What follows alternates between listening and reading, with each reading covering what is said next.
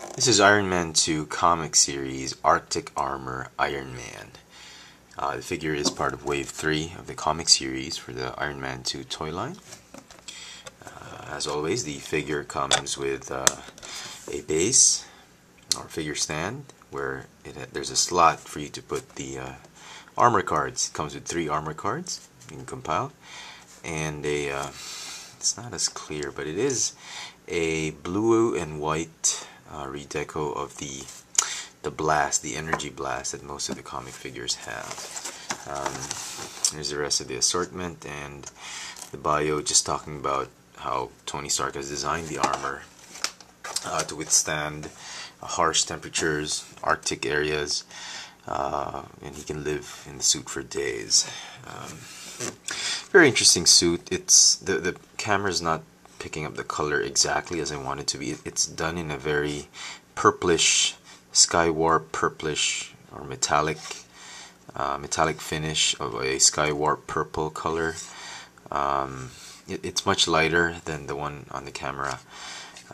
It's bordering already on very light purple, more purple than violet. Yeah, violet. Let me just stand him up.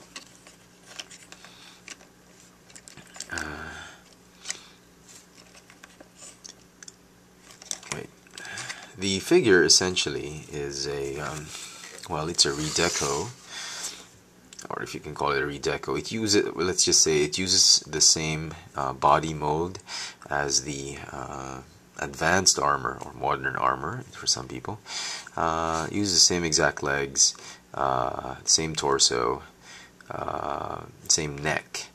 And I think personally the advanced armor is a completely new mold, figure mold. So this thing is, I think, by in all standards, a new Iron Man mold, since both of them came in the same wave. The only difference is it's got a new head sculpt. Well, it's got a different head sculpt. This head sculpt is actually the head sculpt for the hypervelocity armor. It repainted it. The arms, I think, are new. It's a slight variation of the modern armor, the advanced armor arms, but it still has the same plates here, same crest, same chest, reactor crest. Essentially, these two are part of the same mold or same design, with just variations of a theme, as it were. So there, and both do share the same amount of articulation.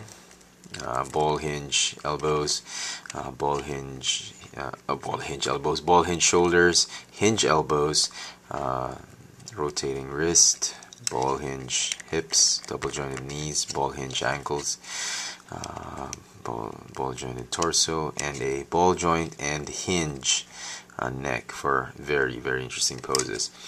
And as such, they would also share the same flaws. Both of them have these pop-out shoulder guards or shoulder pads, which are just unbelievable. I can't believe Hasbro brought in the old flaws of their movie 1 figures.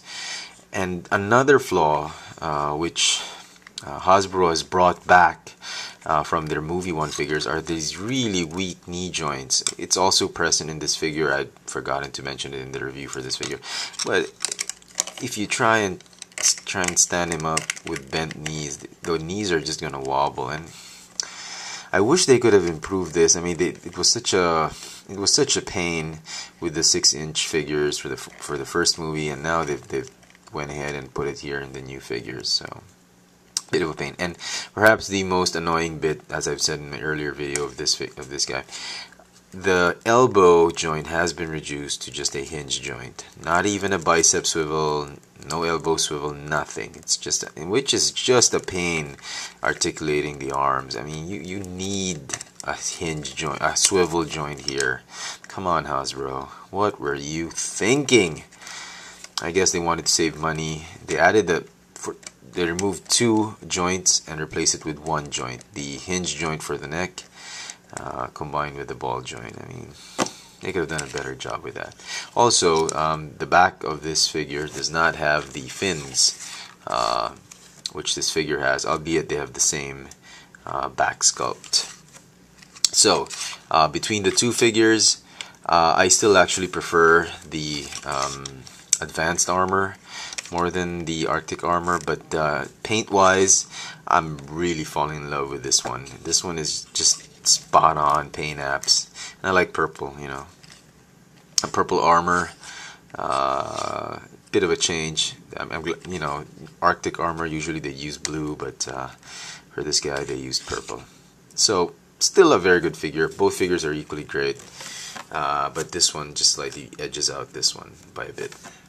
So there you have it, the Iron Man 2 comic series 3 3/4 Arctic armor Iron Man. Thanks for watching.